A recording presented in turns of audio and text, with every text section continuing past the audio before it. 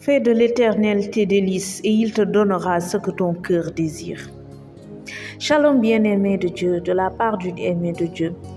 J'ai eu à cœur de partager avec toi encore ce verset qui m'édifie beaucoup dans le psaume 37, verset 4, où l'Éternel, la Bible même te demande de faire de l'Éternel tes délices et il te donnera ce que ton cœur désire. Et pourtant, la logique voudrait qu'il te donne avant ce que ton cœur désire pour que, en étant réjoui de ce que tu as, tu puisses faire de lui tes délices. Mais il te demande le contraire. Pourquoi?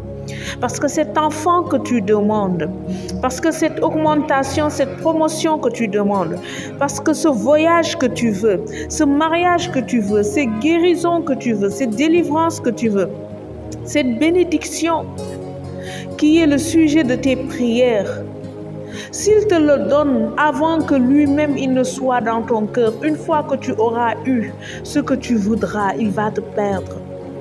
Il y a beaucoup de personnes qui font des jeûnes et des prières pour se marier, pour avoir un enfant, pour voyager.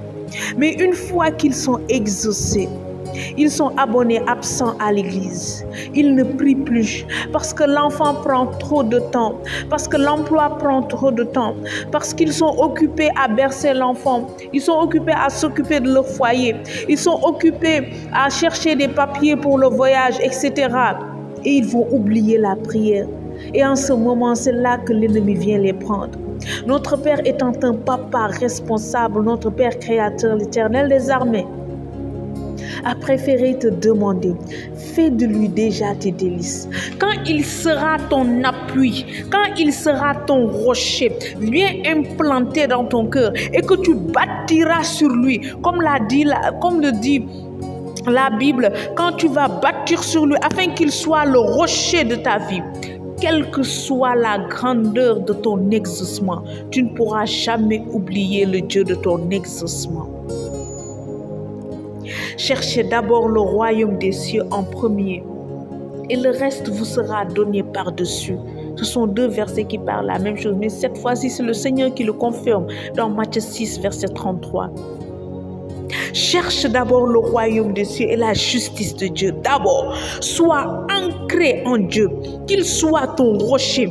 Alors je te dirai, quelle que soit la grandeur de ton exaucement, je le répète, Dieu ne te perdra pas.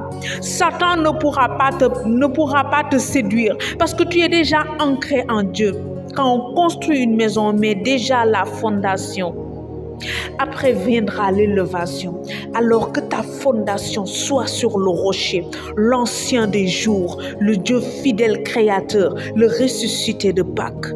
Ne te laisse pas distraire, sois sur le rocher, fais de lui tes délices au nom de Jésus-Christ de Nazareth. Shalom.